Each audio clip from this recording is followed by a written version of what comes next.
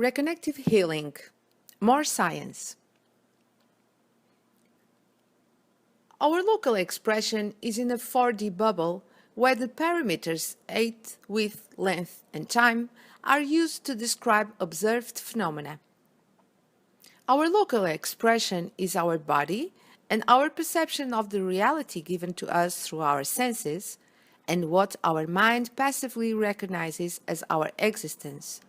It is the survival mode consciousness that expresses itself through our thought voice.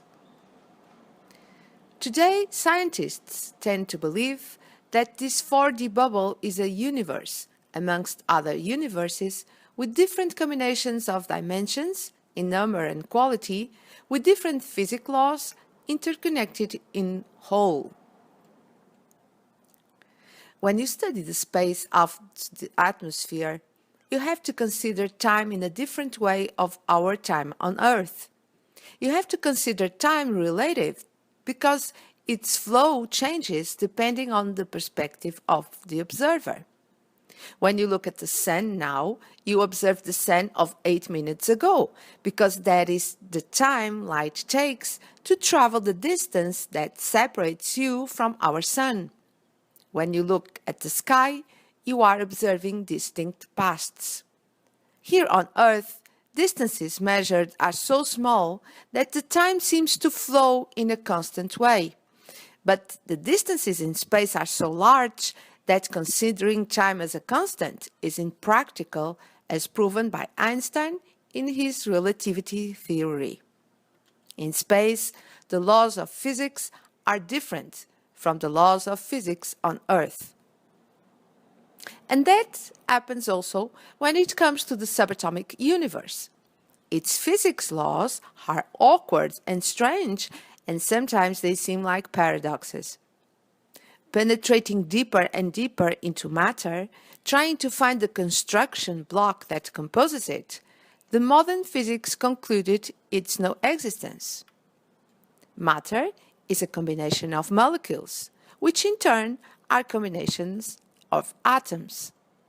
Atoms are composed mostly of empty space, an extremely small and stable core, which constitutes the source of electric force that attracts the electrons and retains them on a fixed number of orbitals rotating around it.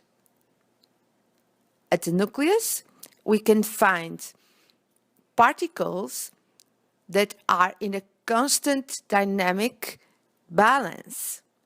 Those particles are the neutrons and the positrons. The aspect of the atom is like a cloud. So you can imagine how the atom is.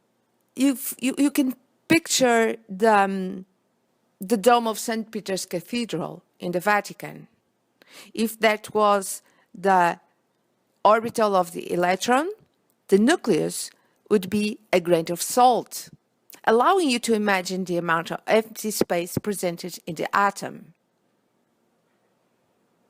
So we can say that our body is 99.9% of empty space because all atoms are 99.9% of empty space.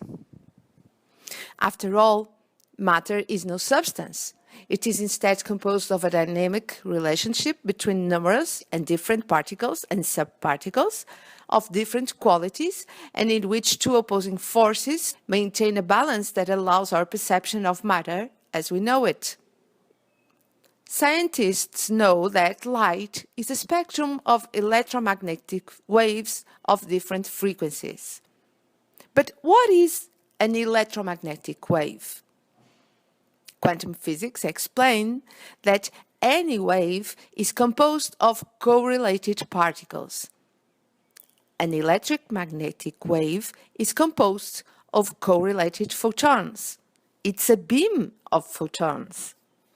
The photon is a particle of pure light, no mass, moves at the speed of light and interacts with the electrons and the nucleus of the atom, and is responsible for many properties of matter.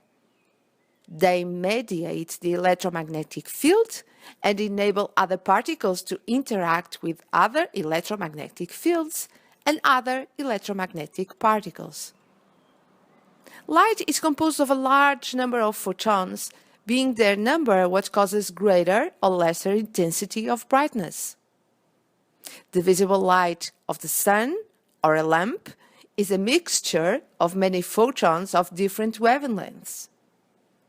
When the photons pass through the material, different frequencies are transmitted at different speeds. The quantum properties of the particles, being them photons, electrons, positrons, make possible for the particles to behave like waves when they are presented in a large number. Gamma rays are rays composed by photons that have 10,000 more energy than a visible light photon. When removing all atoms within a closed container, scientists discovered that antiparticles responsible for antimatter are constantly created and destroyed in the vacuum. There is some kind of residual activity, particles so intricate that are indivisible, inseparable, like the non-local that sustains the local, the non-local being what you cannot perceive with our senses because it is multidimensional, it's not 4D, it hasn't materialized, so it seems like nothing is there.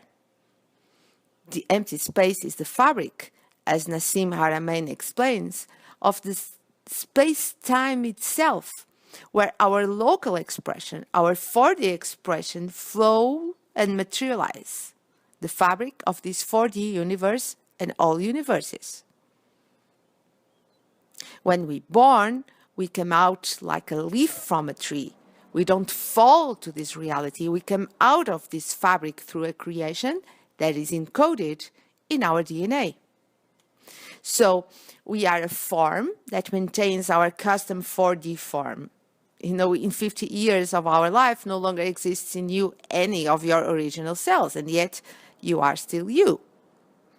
So this code that brings the cohesion to an individual as a body, as a consciousness, and I might even say that probably this DNA is always interacting with that multidimensional field, that quantum field. Physicists now know that they cannot accurately measure two characteristics of subatomic particles simultaneously, because of the fact that one influences the other. In other words, scientists know today that the fact that exists an observer of the particle that interferes with its behavior and in its interconnectivity.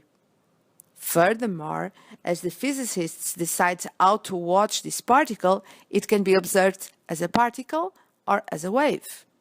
So we can say that consciousness and attention have quantum effects. So we can conclude that matter contains energy, so we are energy. Matter vibrates and has an electromagnetic field.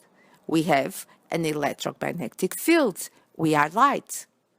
And if the atom is 99.9% empty space, then our body is 99.9% empty space. The empty space is an illusion. It is a field, a tissue from which we're born. 99.9% of our body is the tissue of the universe. The consciousness interferes with which observes. Our attention has quantum effects. It is also proved that during a reconnective healing session, it is possible to achieve a state similar to a deep meditation, and the testimonies indicate a higher self-knowledge and a consciousness expansion after beginning the reconnective healing process. So we can speculate. Our DNA seems to be one center of connection. That is maybe why it emits more light after a session, because a feedback system is stimulated, our physical performance improves, our emotional state balances, and our mind quiets down, because we learn to focus in our non-local expression.